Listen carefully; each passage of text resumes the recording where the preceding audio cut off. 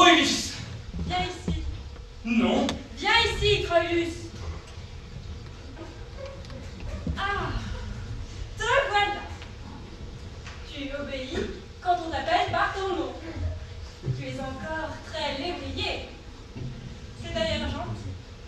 Tu sais que tu m'obliges pour la première fois à crier en parlant à un homme. Ils sont toujours tellement collés à moi que je n'ai qu'à bouger les lèvres. J'ai crié à des mouettes, à des biches, à des cours. Jamais à un homme. Tu me paieras cela. Et tu trembles. Oh, je ne tremble pas. Tu trembles, Troilus. Oui, je tremble. Pourquoi es-tu toujours derrière moi? Quand je vais dos au soleil et que je m'arrête, la tête de ton ombre bute toujours contre mes pieds. C'est tout juste si elle ne les dépasse pas. Dis-moi ce que tu veux. Je ne veux rien. Dis-moi ce que tu veux, Troilus. Oh, tout. Je veux tout. Tu veux tout. La lune. Oh, tout. Plus que tout. Tu parles déjà comme un vrai homme. Tu veux m'embrasser, quoi? Non. Tu veux m'embrasser, n'est-ce pas, mon petit Troilus? Oh, je me tuerai aussitôt après. Approche. Quel âge as-tu? 15 ans. Tu Hélas. Oh, bravo pour hélas. Tu as déjà embrassé des jeunes filles. Je les hais. Tu en as déjà embrassé. On les embrasse toutes. Je donnerai ma vie pour ne pas embrasser aucune. Tu me sembles disposer d'un nombre considérable d'existences. Pourquoi n'as-tu pas dit franchement, Hélène, je veux vous embrasser? Je ne vois aucun mal à ce que tu m'embrasses. Embrasse-moi. Jamais.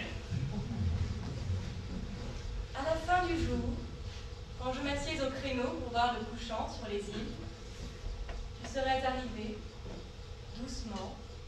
Tu aurais tourné ma tête vers toi avec tes mains. De dorée, elle serait devenue sombre. Tu l'aurais moins bien vue, évidemment. Et tu m'aurais embrassée. J'aurais été très contente. Tiens, me serais-je dit, le petit Troilus m'embrasse. Embrasse-moi. Jamais. Tu me haïrais si tu m'avais embrassé. Ah, les hommes ont bien de la chance d'arriver à dire ce qu'ils veulent dire. Toi, tu le dis assez bien. Méfie-toi, Hélène. Troilus est un dangereux personnage. Au contraire, il veut m'embrasser. Troilus, tu sais que si tu embrasses Hélène, je te tue. Cela lui est égal de mourir, même plusieurs fois. Qu'est-ce qu'il a? Il prend son élan. Il est trop gentil. Embrasse Hélène, Troilus, je te le permets. Si tu y décides, tu es plus malin que moi. Écoute, Troilus. Voici le vénérable qui arrive pour fermer les portes de la guerre. Embrasse Hélène devant eux. Tu seras célèbre. Tu veux être célèbre plus tard dans la vie? Non. Inconnu. Tu ne veux pas devenir célèbre? Tu ne veux pas être riche? Puissant? Non. Pauvre. Laid. Laisse-moi finir. Pour avoir toutes les femmes? Je n'en veux aucune. Aucune. Voilà nos sénateurs. Tu as à choisir. Ou tu embrasseras Hélène devant eux, ou c'est moi. Tu préfères que ça soit moi. Très bien. Regarde.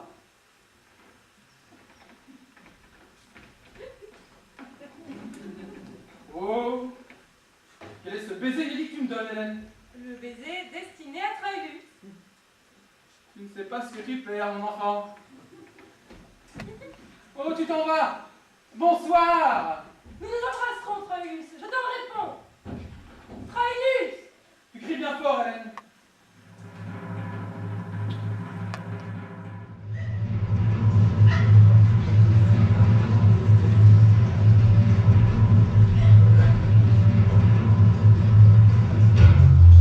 Enfin, vous allez nous la fermer cette porte? Certainement non. Nous pouvons avoir à la rouvrir ce soir même. c'est ce que nous verrons. Je lui réserve d'ailleurs une surprise à Hector. Où mène-t-elle la porte, maman? À la guerre, mon enfant. Quand elle est ouverte, c'est qu'il y a la guerre. Mes amis, Guerre ou non, votre symbole est stupide. Cela fait tellement peu soigner, ces deux battants toujours ouverts. Tous les chiens s'y arrêtent. Il ne s'agit pas de ménage.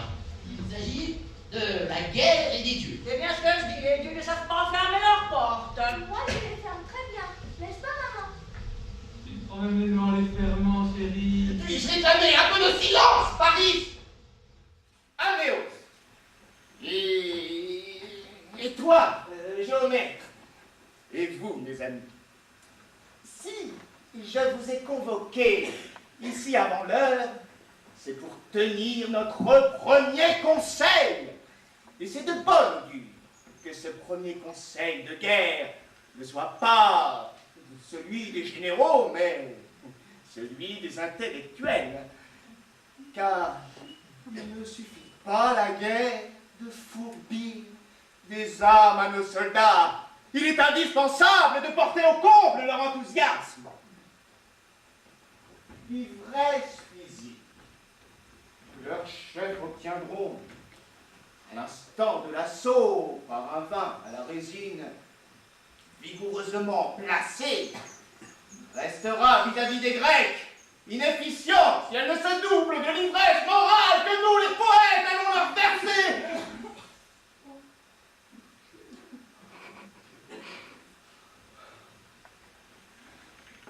Jusque-là, je nous éloigne du combat.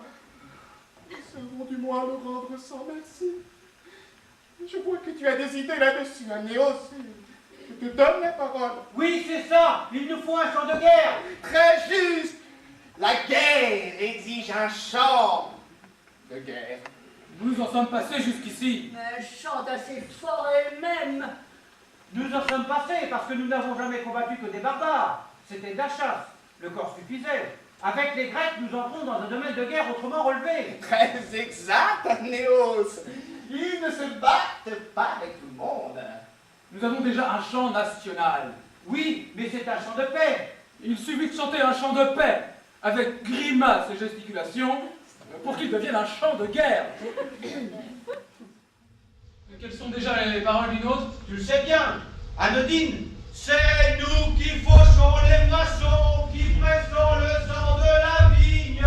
C'est tout au plus un chant de guerre contre les céréales.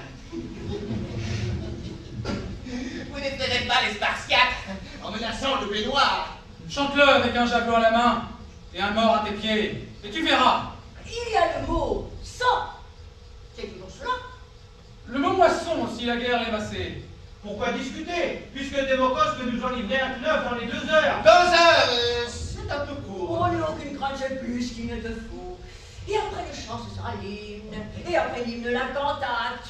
Dès que la guerre est déclarée, impossible de tenir les poètes. La rime, c'est encore le meilleur tambour. Et le plus utile écume, tu ne crois pas si bien dire. Je la connais, la guerre. Tant qu'elle n'est pas là, tant que ses portes sont fermées, libre à chacun de l'insulter et de la honnir. Elle dédaigne les affronts du temps de paix. Mais dès qu'elle est présente, son orgueil est à vif. On ne gagne pas sa faveur.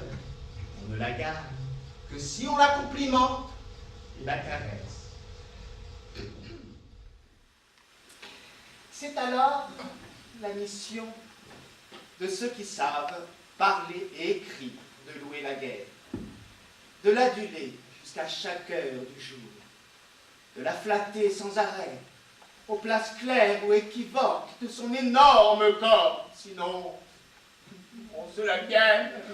Voyez les officiers braves devant l'ennemi, lâches devant la guerre. C'est la devise des vrais généraux. Et tu as même déjà une idée pour ton chant. Une idée merveilleuse que tu comprendras mieux que personne. Elle doit être lasse qu'on l'affuble de cheveux de méduse, de lèvres de gorgone. j'ai l'idée de comparer son visage au visage d'Hélène. Elle sera ravie de cette ressemblance. À quoi ressemble-t-elle la guerre, maman? À ta tante Hélène. Elle est bien jolie. Donc la discussion est close. Entendu pour le champ de guerre. Qu'as-tu à t'agiter, Géomètre? Il y a plus précis que le champ de guerre. Beaucoup plus précis. Tu veux dire les médailles, les fausses nouvelles? Je veux dire les épithètes. Les épithètes. Oui. Avant de se lancer leur javelot, les guerriers grecs se lancent des épithètes. Oh, il y a un crapaud, se crie-t-il. Et de bœuf. Ils s'insultent, quoi. Et ils ont raison. Ils savent que le corps est plus vulnérable quand l'amour propre est vif. Et les guerriers connus pour leur sang-froid, de termes illégaux quand on les traite de verrues, de corps d'héroïne. Nous autres, Troyens, manquons terriblement d'épithètes. Le géomètre a raison. Nous sommes vraiment les seuls à ne pas insulter nos adversaires avant de les tuer. Tu ne crois pas suffisant que les civils s'insultent, géomètre? Les armées partagent les haines des civils. Tu les connais. Sur ce point, elles sont décevantes. Quand on les laisse à elles-mêmes, elles passent leur temps à s'estimer. Leurs lignes déployées deviennent bientôt les seules lignes de vraie fraternité dans le monde. Et du fond du champ de bataille, où règne une considération mutuelle, la haine est refoulée sur les écoles, les petits salons, les commerces. Si nos soldats ne sont pas au moins à égalité dans le combat d'épithètes, ils perdront tout goût à l'insulte, à la calomnie, et par suite, immanquablement à la guerre. Entendu. Nous leur organiserons un concours dès ce soir. Je les crois assez grands pour les trouver eux-mêmes. Quelle erreur. Tu les trouverais de toi-même, ces épithètes, toi qui passes pour habile. J'en suis persuadé. Tu te fais des illusions. Mets-toi en face d'Amnéos et commence. Pourquoi Damnéos? Parce qu'il se prête aux épithètes, entrée bancal comme il est. Dis donc, Boulata. Non. Amnéos ne m'inspire pas. Mais en face de toi, si tu veux. De moi. Parfait. Tu vas voir ce que c'est que l'épithète improvisée. Qu'on te dit pas.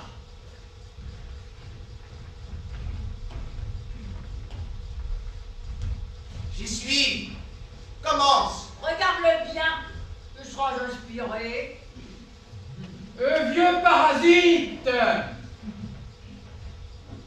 Poète aux pieds sales! Une seconde. Si tu faisais précéder l'épithète du nom pour éviter les méprises. En effet, tu as raison. Démocos! Œil de veau! Arbre à pellicule! C'est grammaticalement correct, mais bien naïf. En quoi le fait d'être appelé arbre à pellicule peut-il me faire monter l'écume aux lèvres et me pousser à tuer? Arbre à pellicule est complètement inopérant. Il t'appelle aussi œil de veau. Œil de veau est un peu mieux, mais tu vois comme tu patauges, Paris. Cherche donc ce qui peut vraiment m'atteindre. Quels sont mes défauts, à ton avis? Tu es lâche, ton haleine est fétide, et tu n'as aucun talent. Tu me gifles! Ce que j'en dis, c'est pour te faire plaisir. Pourquoi on devrait montrer des mocos, maman? Parce que c'est un serin, chérie. Vous dites écume? Non, je dis que tu es un serin, des mocos. Je dis que si les serins avaient la bêtise, la prétention, la laideur et la pudeur des vautours, tu seras un serin. Tiens, Paris, ta mère est plus forte que toi. Prends modèle. Une heure d'exercice par jour et par soldat, et elle nous donne la supériorité en épithète. Et pour le champ de guerre, je ne sais pas non plus s'il n'y aurait pas avantage à le lui confier.